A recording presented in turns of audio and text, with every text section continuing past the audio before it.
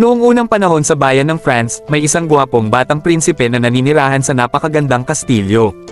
Kahit na nasa kanya na ang lahat ng ninanais ng kanyang puso, ang prinsipe ay makasarili at walang kabaitan. Pinapatawan niya ng buwis ang mga taga-nayon upang punuin ang kanyang kastilyo ng pinakamagandang bagay at ang kanyang mga handaan ay puno ng pinakamagandang tao. Pagkatapos isang gabi, may dumating na isang hindi inaasahang panauhin sa kastilyo na naghahanap ng masisilungan mula sa mabagsik na bagyo. Bilang handog, inalok niya ang prinsipe ng isang rosas. Nasuklam sa kanyang gosgosing anyo. Itini ng prinsipe ang babae ngunit binalaan siya nito na huwag magpalinlang sa panlabas na anyo, sapagkat ang tunay na kagandahan ay matatagpuan sa kalooban. Nang muli niya itong itaboy, nagbago ang panlabas na anyo ng matandang babae at nagbunyag ng isang magandang engkantada. Nakiusap ang prinsipe ng kapatawaran ngunit huli na ang lahat sapagkat nakita nito na walang pag-ibig sa kanyang puso. Bilang parusa, ginawa niya itong isang nakakatakot na halimaw at naglagay ng isang makapangyarihang sumpa sa kastilyo at sa lahat ng naninirahan dito. Habang ang mga araw ay naging mga taon, nakalimutan ng daigdig ang prinsipe at ang kanyang mga lingkod, sapagkat binura ng engkantada ang lahat ng alaala tungkol sa kanila mula sa isipan ng mga taong nagmamahal sa kanila. Ngunit ang rosas na kanyang inialok ay tunay na isang mahiwagang rosas. Kung matututunan niyang umibig sa isang tao at makuha ang pagmamahal nito, bilang kapalit bago malaglag ang huling petal ng rosas, masisira ang sumpa. At kung hindi naman niya magagawa ito, siya ay mananatiling halimaw magpakailanman. Habang lumilipis ang mga taon, siya ay nalugmok sa depresyon at tuluyang nawala ng pag-asa, sapagkat sino nga ba ang matututong magmahal sa isang halimaw? Samantala, sa isang kalapit na nayon, nakilala natin ang isang dalagang nagngangalang Belle. Mahilig siyang magbasa ng mga libro at matuto tungkol sa mga kwento at pakikipagsapalaran. Ang kanyang ama ay isang imbentor. Sa parehong nayon ay nakatira ang isang lalaking nagngangalang Gaston na gustong pakasalan si Belle. Ngunit walang interes si Belle sa kanya dahil si Gaston ay mayabang at makasarili. Patuloy niya itong sinusubukang ligawan ngunit palagi siyang tinatanggihan. Isang araw, kailangang maglakbay ang ama ni Belle sa kagubatan. Napansin niyang may apoy na humaharang sa dati niyang nadaanan kaya nagpasya siyang dumaan sa ibang ruta. Habang nakasakay sa kabayo, narinig niya ang alulong ng mga lobo at nagtagal ay hinabol siya ng mga ito. Sa kanyang pagtakas, napadpad siya sa palasyo ng halimaw. Pagpasok niya, tila walang tao ngunit may mga kandilang nakasindi at may nakahanda. Dahil sa gutom, nagsimula siyang kumain. Ngunit biglang may nakakagulat na nangyari. Isang tosang tsaa ang nagsalita sa kanya.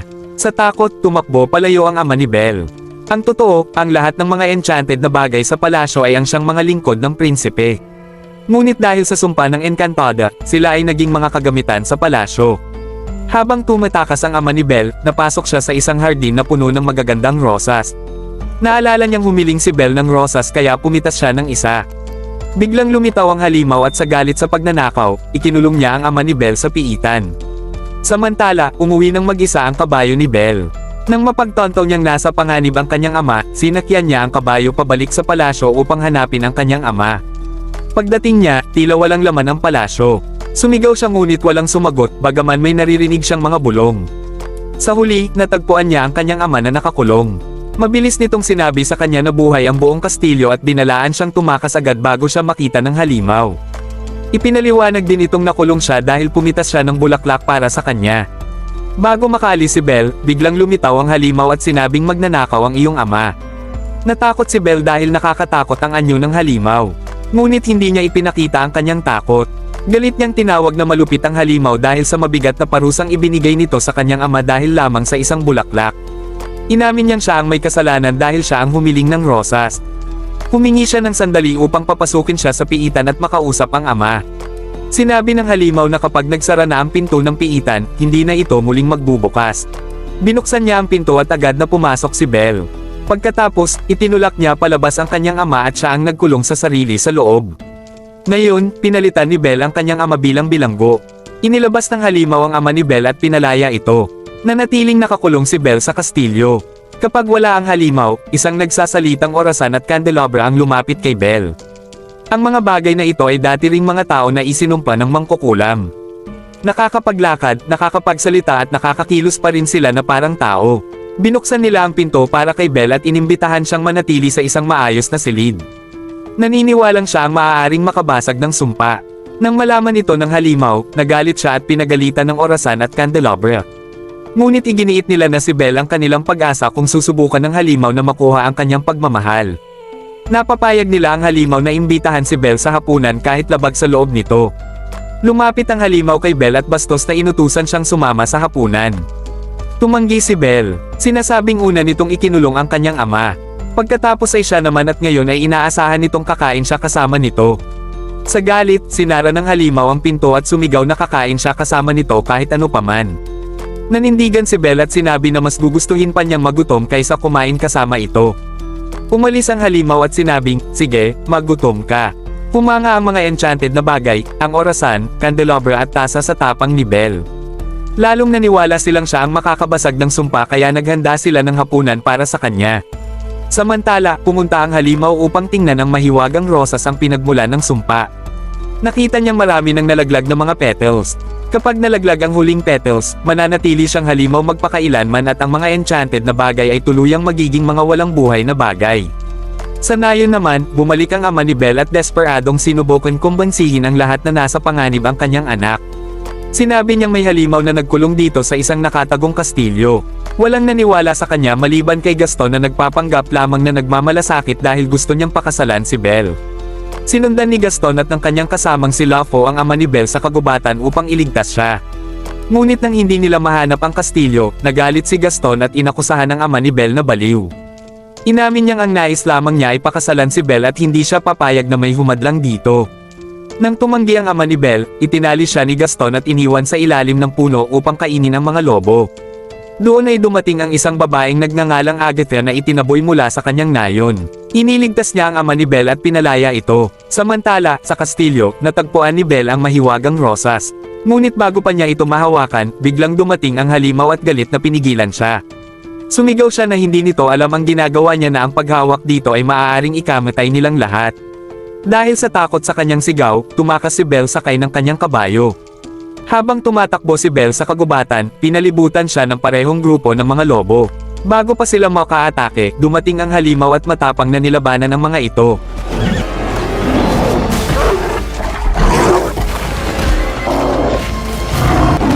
Kahit na napalis niya ang mga lobo, malubha naman siyang nasugatan sa laban. Nakita ni Belle na bumagsak ito sa lupa. Masyadong sugatan para makagalaw. Naisip niyang iniligtas siya ng halimaw kaya nagpasya siyang tulungan ito sa halip na tumakas. Sinabi niya na hindi niya ito kayang buhatin kaya kailangan nitong pilitin tumayo. Tumayo ang halimaw at tinulungan siya ni Belle na makasakay sa kanyang kabayo at dinala pabalik sa kastilyo. Nang makabalik si Belle sa kastilyo kasama ang sugatang halimaw, labis na natuwa ang lahat ng mga enchanted na bagay. Umaasa silang mahuhulog ang loob ni Belle sa halimaw. Hindi nila ipinaliwanag ang buong kwento kay Belle. Sinabi lamang nila na kapag nalaglag ang huling petals ng rosas, mananatiling halimaw ang halimaw magpakailanman at sila naman ay magiging karaniwang mga bagay na walang buhay. Sa halip na umalis, inalagaan ni Belle ang halimaw at ang mga sugat nito ay nagamot. Habang binabasahan niya ito ng tula, nagulat siya nang tapusin nito ang mga linya na kanyang binabasa. Inamin nito na hindi siya karaniwang nagbabasa ng mga tulang pag-ibig ngunit marami na siyang nabasang libro. Sinabi ni Belle na mahilig siya sa mga romantikong kwento at napansin ng halimaw na makikita sa kanyang mukha na nagugustuhan niya ang ganitong mga kwento. Dahil dito ay ipinakita niya kay Belle ang napakalaking aklatan nito na ikinamangha ni Belle dahil napakabihira ng mga libro sa kanilang nayon. Sinabi ng halimaw kay Belle na maaari siyang manatili sa kastilyo kung gugustuhin niya. Habang lumilipas ang panahon, naging magkaibigan ang dalawa. Sabay silang kumakain. Kumakanta ang halimaw para sa kanya at ipinakita ang isang mahiwagang aklat na ibinigay sa kanya ng Encantada. Ang aklat na ito ay nagbibigay daan sa kanila na makapaglakbay sa panahon. Ginamit ito ni Belle upang makita ang huling pagkakataon na kasama niya ang kanyang ina. Nalaman niya na ang kanyang ina ay may nakahahawang sakit at pinalayo siya upang maprotektahan mula sa nakamamatay na karamdaman. Labis itong ikinalungkot ni Belle. Hinimok ng mga enchanted na bagay ang halimaw na ipagtapat ang kanyang pag-ibig kay Belle. Ngunit duda siya na mamahalin siya ni Belle. Gayunpaman, naghanda sila ng isang espesyal na gabi kung saan nagkaroon ng magandang sandali sina Belle at ang halimaw at nagsayaw sila ng magkasama. Tale as old as time, Beauty and the Beast. Samantala sa nayon bumalik ang ama ni Belle at ikinwento sa lahat kung paano siya iniwan ni Gaston na nakatali para ipakain sa mga lobo. Sinangayunan ni Agatha ang kanyang kwento ngunit nagsinungaling si Gaston at sinabing baliw silang dalawa. Iginiit niyang wala silang natagpo ang kastilyo at halimaw sa kanilang pinuntahan. Pinaniwalaan ng mga tao si Gaston at inisip na may sakit sa pag-iisip ang ama ni Belle. Hinuli nila ito at ikinulong. Sa kastilyo naman ng halimaw, masayang nagsasayaw sina Belle at ang halimaw. Sinabi ng halimaw na ang kanyang ama ang nagturo sa kanya kung paano sumayaw. Tinanong niya si Belle kung nami-miss niya ang kanyang ama at sinabi ni Belle na, oo, labis niya itong nami-miss. Mayroon ding mahiwagang salamin ng halimaw na kayang ipakita ang sino mang nais makita. Nang tumingin si Belle dito, nakita niya na bihag ang kanyang ama ng mga taga-nayon. Dahil sa pag-aalala, nabalisa si Belle. Sinabi ng halimaw, kailangan ka ng iyong ama. Dapat kang pumunta sa kanya. Ibinigay niya ang mahiwagang salamin at sinabing, kapag nami-miss mo ako, maaari mong tingnan ang pangit kong mukha sa salamin na to. Agad na umalis si Belle upang iligtas ang kanyang ama at naiwan ng halimaw sa kastilyo. Labis na nang ulila ang halimaw kay Belle dahil nahulog na ang loob niya rito. Ngayon na wala na siya, mananatiling hindi mababasag ang sumpa at mananatili siyang halimaw magpakailanman. Labis itong ikinalungkot ng halimaw at ng kanyang mga kaibigang mga enchanted na bagay. Samantala, dumating si Belle sa nayon at nakita niyang ikinulong ang kanyang ama. Sinabi niya sa lahat na totoo ang sinabi ng kanyang ama na may kastilyo sa gubat kung saan nakatira ang isang halimaw. Ngunit walang naniwala sa kanya. Upang patunayan ito, ipinakita ni Belle ang halimaw gamit ang mahiwagang salamin. Nagulat ang lahat nang makita ito. Tiniyak ni Belle na hindi ito mapanganib at may mabuting puso ito at hindi mananakit ng kahit sino. Nang marinig ito ni Gaston, naisip niyang marahil mahal na ni Belle ang halimaw. Dahil sa selos, nagsinungaling siya sa mga tao at sinabing ginamitan ng itim na mahika ng halimaw si Belle. Sinabi niyang dapat ikulong sina Belle at ang kanyang ama. Pagkatapos inudyukan niya ang mga tao. Sumisigaw, kailangan nating pumunta sa kastilyo at patayin ang halimaw bago pa ito pumunta sa ating nayon at patayin tayong lahat. Sumangayon ang mga tao at nagmatsa papunta sa kastilyo. Pagdating nila sa kastilyo at umatake, lumaban ang mga enchanted na bagay.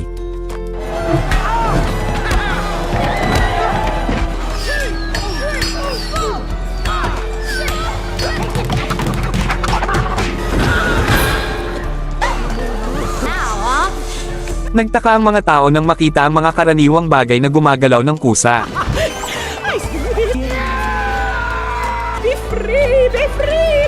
Samantala palihim na lumapit si Gaston sa halimaw na nalulungkot pa rin dahil sa pagkawala ni Belle.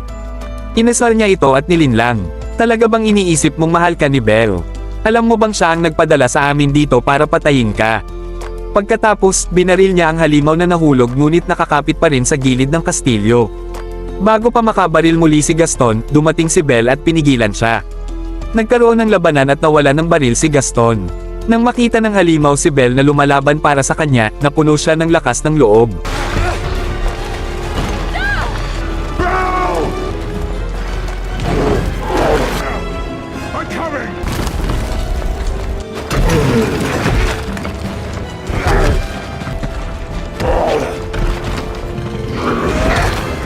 Hinawakan niya si Gaston sa leeg handang ihulog ito.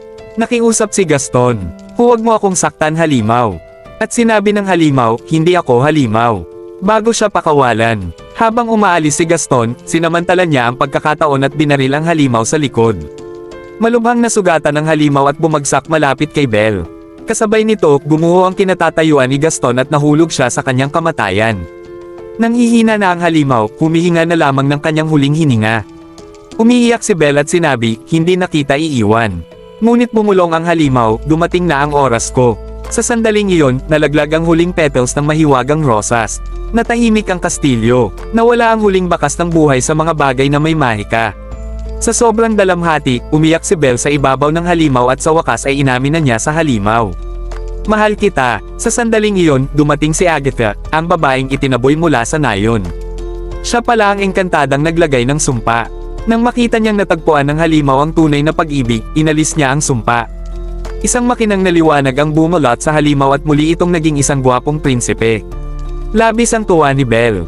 Ang lahat ng mga enchanted na bagay ay bumalik na din sa kanilang anyong tao at nagdiwang ng kanilang kalayaan.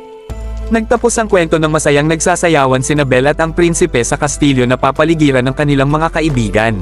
Ipinapakita ng kwento na hindi dapat hinuhusgahan ng isang tao base sa itsura o unang impression, mas mahalaga ang pag-unawa, pagtanggap, at pagmamahal sa tunay na ugali ng isang tao. At kung nagustuhan mo ang recap na ito, maaari bang makahingi ng like at subscribe na rin para ganahan tayo mag-upload ng napakagandang recap kagaya nito.